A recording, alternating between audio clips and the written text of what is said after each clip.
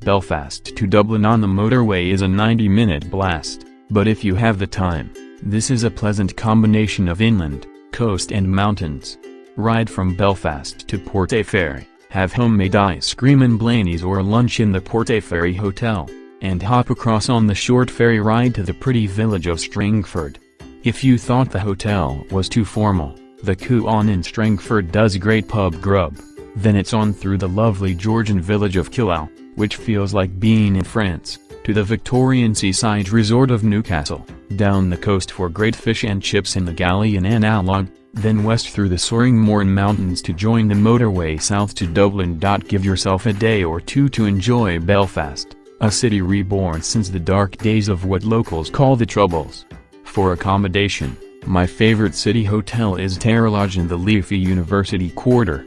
Great value, friendly and helpful staff, perfect breakfasts, free Wi-Fi, off-street parking and comfortable rooms. Visit The road through Sally Gap, one of two east to west passes through the Wicklow Mountains south of Dublin, was built by the British Army to make it easier to flush rebels from the hills after the Irish Rebellion of 1798, and to this day is known as the Military Road. These days, signposted helpfully by the Tourist Board, it provides spectacular views of the Glencree Valley, the dark waters of Loch Tay, Kipure Mountain and Glen Macnas Waterfall. To get there, the road from Dublin is well-surfaced open sweeping single carriageway through the hills, sun-dappled woods, lakes and rivers of Wicklow, Dublin's back garden, and on through the gap to the pretty villages of Roundwood and Lara to Glendalough. You can then come back the same way, or head east on the route marked to the Coast Road and back to the Guinness Storehouse for a tour on the history of Ireland's most famous beer and a pint in the rooftop bar. The lovely sweeping A road from Kinsale to Killarney takes you through a magnificent panorama of soaring green to your right, crashing waves to our left, and in between a winding road steaming through a panoply of bright villages. This part of West Cork, you see, has for years been a favorite holiday or retirement haven for Dutch and Germans who arrived, took one look at grey Irish houses, sighed, and got out a paintbrush.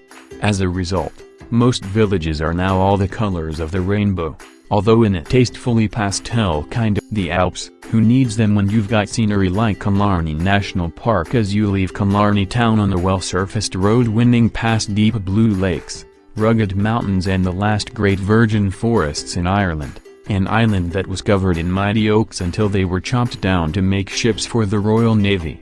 At least the oaks survived, which is more than can be said for the last wolf in Ireland, who was killed here in 1700, presumably after wandering through these forests for months wondering why no one had replied to his ad in the Lonely Heart sections of Wildlife Weekly saying, "Partner wanted for friendship and possible romance, must have own fur coat and like long walks, cold nights out and raw sheep, non-smoker preferred, must be a wolf."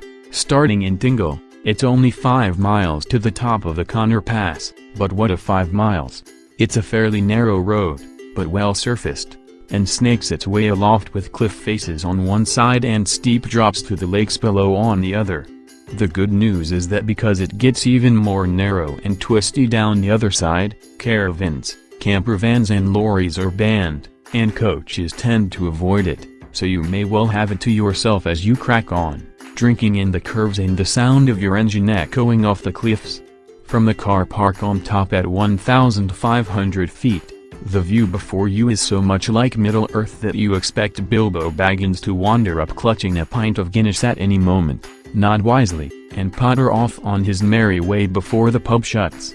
This route has all the variety and scenery you'll ever need, from winding along the coast road out of Galway as far west as Cleggan, then cutting back to the brooding magnificence of the slopes, woods, lakes and waterfalls of the Delphi Gap and the road around breathtaking Duloch. At journey's end, Westport may not be as buzzing as Galway, but it's one of my favorite little towns in Ireland, designed with Georgian grace by architect James Wyatt and beautifully situated on the tree-lined Carrow Beg River.